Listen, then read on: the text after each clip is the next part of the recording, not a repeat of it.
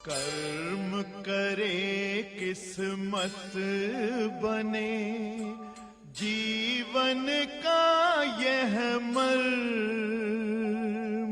हर हर महादेव।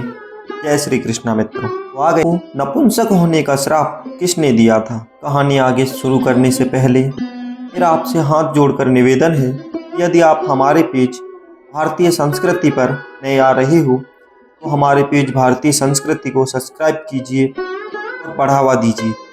चलिए अब कथा शुरू करते हैं। महाभारत इस बारे में बहुत कम लोगों को पता है। दरअसल ये श्राप अर्जुन के लिए वरदान से कम नहीं था। आज हम लोग अर्जुन से जुड़ी इस दिलचस्प प्रसंग के बारे में वार्तालाप करेंगे। जुए में कौरवों से हारकर पांडवों को 12 साल वनवास और 1 साल का अज्ञातवास पर जाना पड़ा था।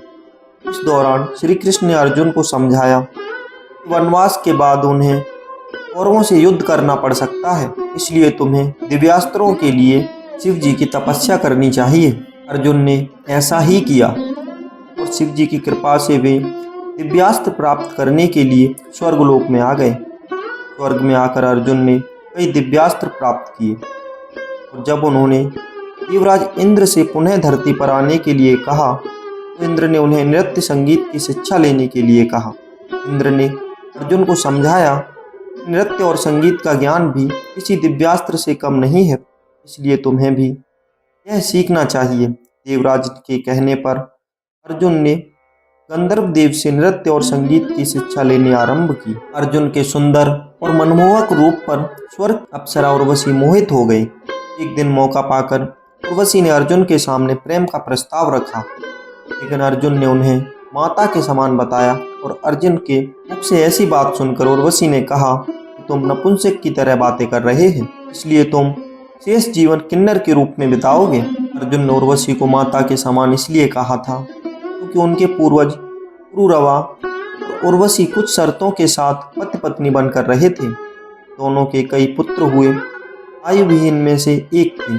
आयु के पुत्र नहुस हुए, नहुस के यताति, यताति के यदु, उर्वसु, द्रुहु, अनु और पुरु। यदु से यादव और पुरु से पौरव।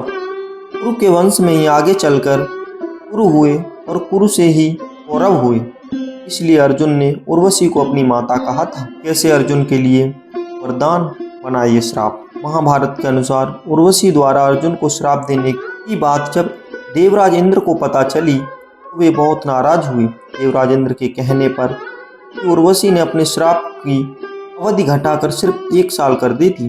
जब अर्जुन धरती पर आए तो यही श्राप उनके लिए वरदान साबित हुआ, क्योंकि किन्नर के रूप में ही अर्जुन ने विराट नगर में रहते हुए अपना अज्ञातवास पूरा किया था।